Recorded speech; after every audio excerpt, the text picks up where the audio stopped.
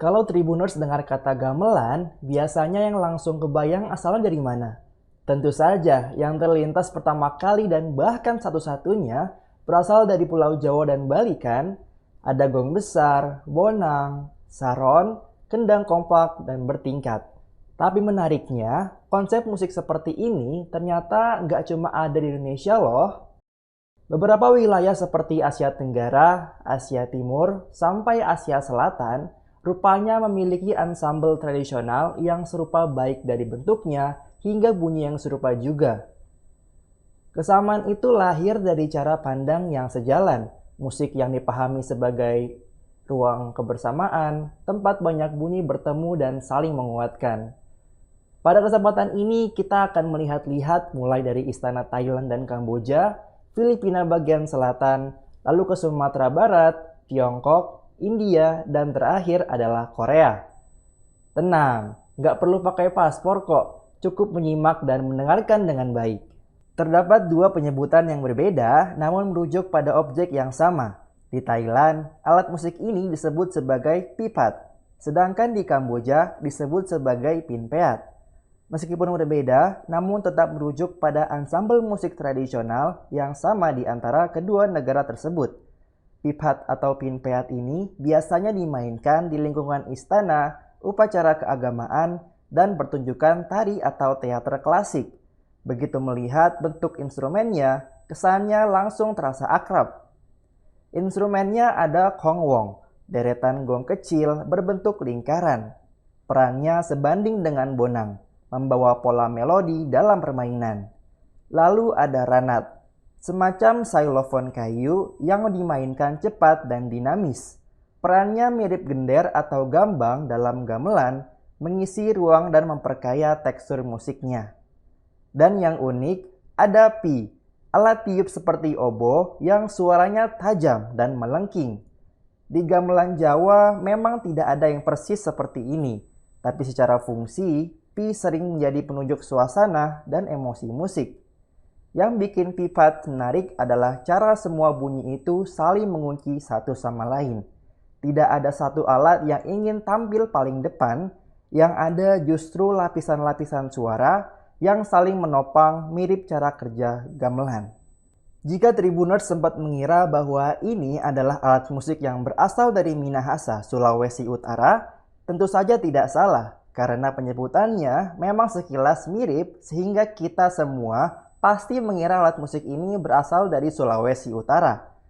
Nama alat musik ini ialah kulintang, berasal dari salah satu pulau terbesar kedua di Filipina, bagian selatan yang bernama Mindanao. Bisa dibilang kulintang ini merupakan kerabat dekat gamelan. Kulintang terdiri dari deretan gong kecil berjajar, dimainkan sebagai melodi utama. Bentuk dan konsepnya sangat dekat dengan bonang.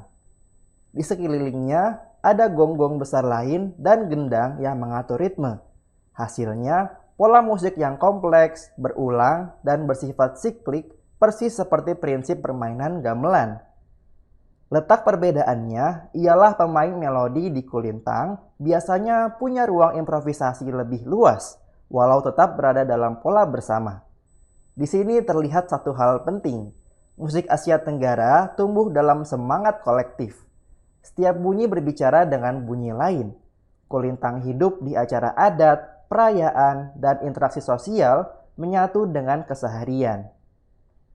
Setelah berjalan-jalan dari Mindanao, Filipina Selatan, sekarang kita pulang sebentar ke Indonesia, tepatnya di Minangkabau. Wah, terasa mirip ya nama keduanya, Minangkabau dan Mindanao.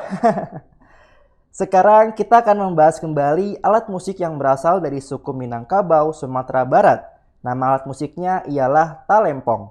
Talempong adalah gong kecil yang dimainkan berkelompok, biasanya dalam upacara adat atau penyambutan. Secara bentuk dan fungsi, talempong sangat dekat dengan bonang dalam gamelan Jawa. Nada-nadanya disusun dan dibagi antar pemain, saling mengisi seperti bonang. Yang utama di sini adalah kerja sama ritmis, bukan keunggulan satu orang. Talempong menunjukkan bahwa tradisi gong kecil berkelompok ini menyebar luas. Logikanya sama, yaitu musik sebagai cerminan cara orang hidup bersama. Sekarang kita akan bergeser ke alat petik dalam instrumen gamelan bernama sitar yang juga memiliki kemiripan di beberapa negara. Walaupun tidak menggunakan gong, pendekatannya masih sejalan. Yang pertama ada guzeng dari Tiongkok. Guzeng merupakan alat musik petik dengan banyak senar yang dimainkan secara horizontal.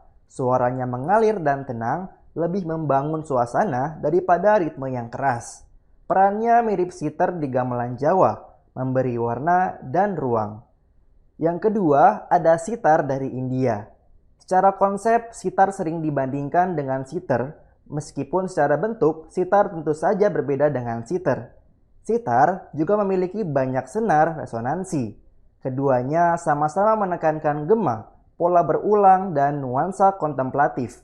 Bedanya, sitar lebih memberi ruang pada ekspresi individu, sementara sitar bekerja di dalam ansambel. Yang ketiga ada gayagem dari Korea. Gayagem merupakan alat petik dengan senar yang ditekan dan dipetik untuk menghasilkan vibrasi yang khas. Gayagem sering dimainkan dalam format ansambel maupun solo. Meskipun konteks budayanya berbeda, pendekatannya tetap sama. Alat petik yang memiliki kemiripan namun sebagai penyalur ekspresi dan rasa.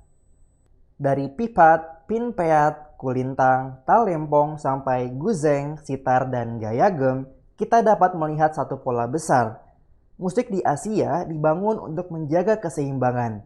Setiap alat memiliki peran, setiap bunyi tahu kapan hadir dan kapan memberi ruang.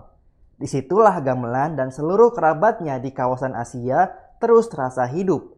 Sebagai warisan budaya dan sebagai cara memandang harmoni, mendengar, merespons, dan menyatu. Kalau menurut Tribuners, alat musik mana yang paling mirip dengan gamelan? Tulis di kolom komentar ya. Download Tribun X sekarang. Menghadirkan lokal menjadi Indonesia.